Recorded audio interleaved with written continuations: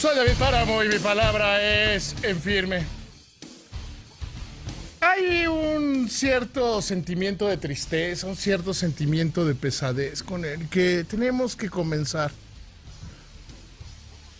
Hace un año, hace 364 días exactamente, yo les decía aquí en este programa que no nos fuéramos con la finta, que no había cambiado México, que habíamos reaccionado muy bien muchos mexicanos, muy bien la mayoría de los mexicanos, ante una tragedia fuerte.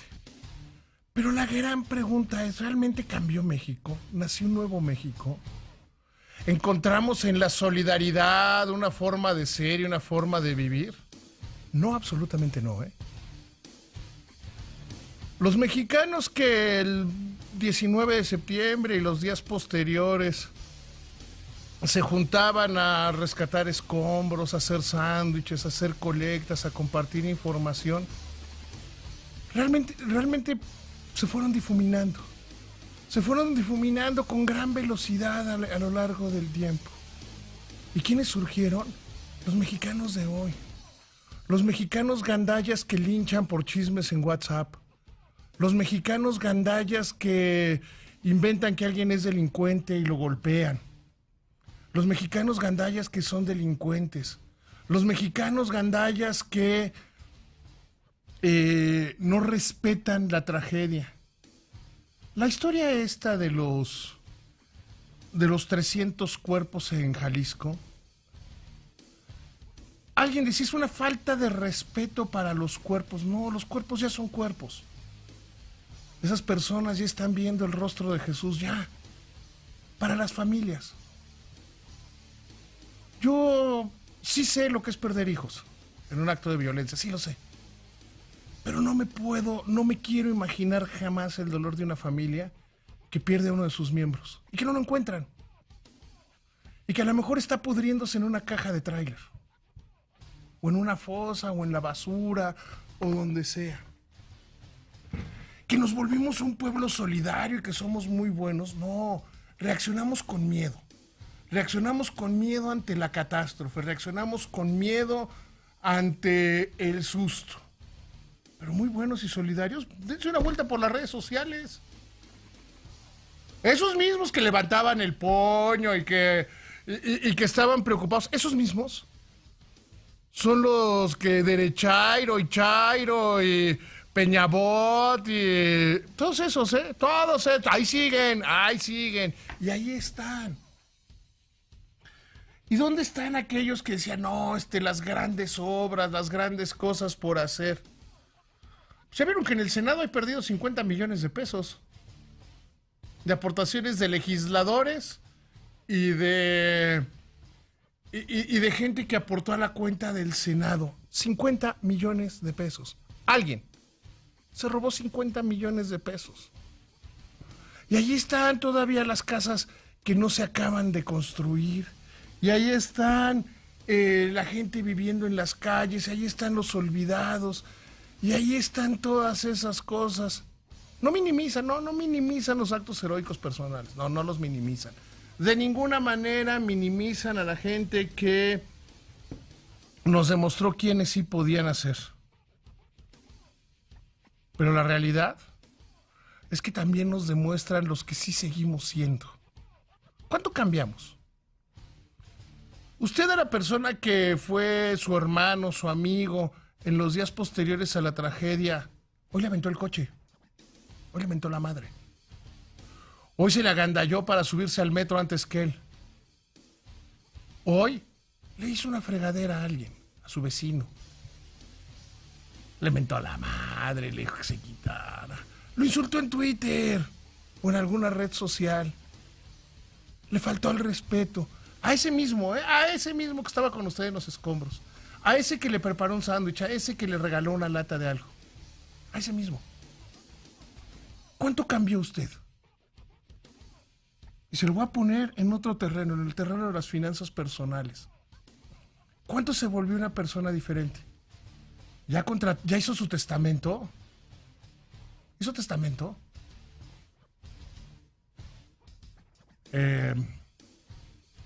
¿Cómo está su seguro? Su seguro de vida, su seguro de gastos médicos, el seguro de su vivienda. ¿Cómo están?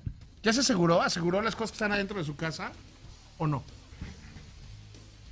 ¿Tiene protocolos con su familia de seguridad? ¿Ya diseñaron un esquema? ¿Bajaron las aplicaciones?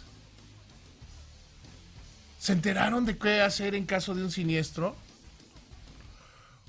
¿O es como muchos de los mexicanos que hoy dijeron, puta, qué flojera, va a haber simulacro, nos va a llevar como 40 minutos? O los senadores que se les olvidó guardar un minuto de silencio en respeto a las víctimas. ¿Cuánto cambió usted? ¿Cuánto cambió su manera de vivir? ¿Cuánto cambió su manera de ver las cosas?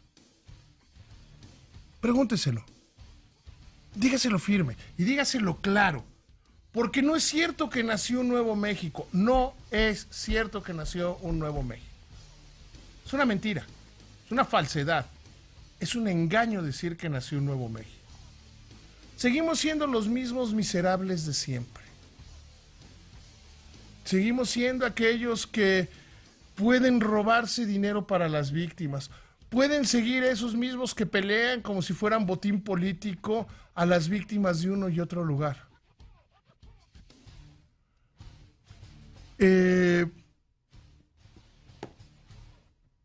Aquellos que, lejos de estar preocupados en la salud y el bienestar de las víctimas, por ejemplo del Repsamen, de cómo están los papás que perdieron a esos hijos, de cómo están esos niños, de cómo están esas familias, ¿qué es lo que más vemos con el Repsamen? El agandalle político. Si a la dueña del Repsamen la meten o no a la cárcel, es secundario. Digo, si la tienen que meter a la cárcel, que la metan a la cárcel, que la encuentren y la metan a la cárcel. Es secundario. ¿Alguien se ha preguntado cómo están esos niños? ¿Cómo están esos papás? ¿Cómo viven su vida? Sí, muchos se quedaron con qué bonita la historia de la camiseta de Cristiano Ronaldo. ¿Y cómo están esos papás? ¿Cómo están esos niños? ¿Cómo están esas familias? Pero no, da mucho más reflector culpar a quien será la próxima jefa de gobierno de la Ciudad de México, Claudia Sheinbaum. Da más reflector.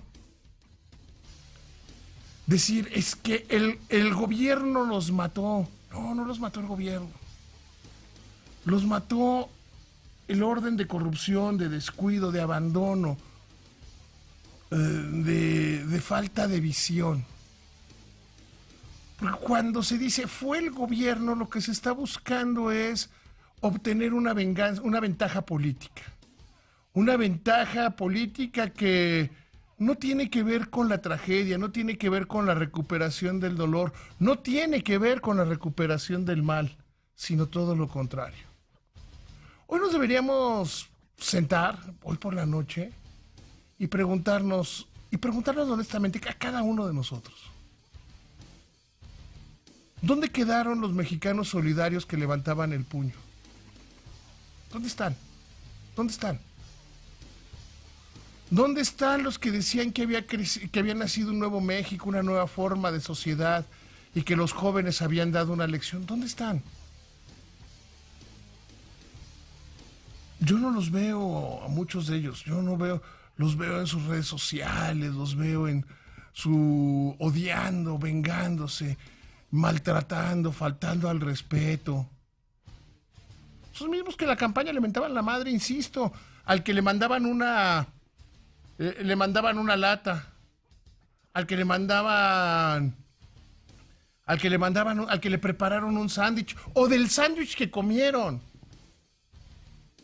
¿Dónde están?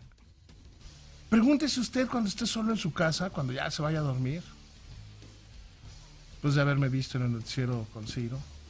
Pregúntese qué cambió en su vida.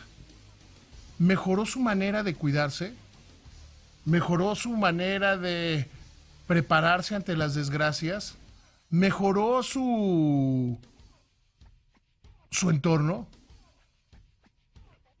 ¿O nada más hace simulacro el día que hay simulacro?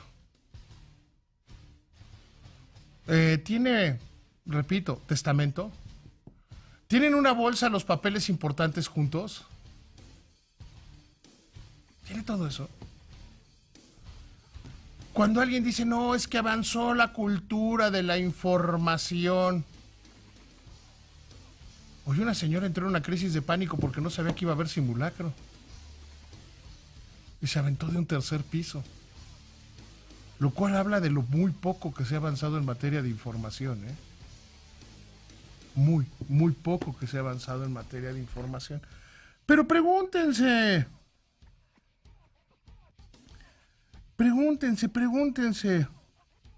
¿dónde están todos esos? ¿Dónde está usted? ¿Y qué es lo que tenemos que cambiar? Muy rápido se nos olvidó por la fiebre electoral, muy rápido se nos obligó por estar buscando siempre culpables y siempre creer que estos culpables están necesariamente en el gobierno y que hay una conspiración del gobierno y todas esas cosas. Es que si usted cree esas estupideces, pues está bien, se va a divertir viendo la segunda temporada de Ingobernable. Que todo es una conspiración. No, así no es la vida. El cambio comienza por cada uno de nosotros. El cambio comienza por todo lo que hagamos cada uno de nosotros en cada momento de nuestra vida. Hoy podemos decir muchas cosas, pero hoy, en lo que tenemos que estar ciertos, en lo que tenemos que estar claros, es que no nació un nuevo México, que fue una oportunidad más perdida para ser mejores. Y ser mejores no pasa por un cambio grupal. O sea, no es 1, 2, 3, somos mejores, por mí y por mis compañeros. No, el cambio comienza por cada uno de nosotros. Cada uno de nosotros debe ir sumándose a este cambio, sumándose a estas cosas, entendiendo que no hay vencedores ni vencidos, que en un pleito siempre pierden los dos, siempre un poco, siempre algo, pierden las dos partes. Es un momento, quizá a un año de distancia, quizás sin pretexto, quizás sin necesidad de cambiar. Y cambiar es tomar una actitud diferente, es enfrentar las cosas de una manera distinta. Deje de perder el tiempo, deje de odiar, porque este es momento de ser felices. Esta es mi palabra y es en firme.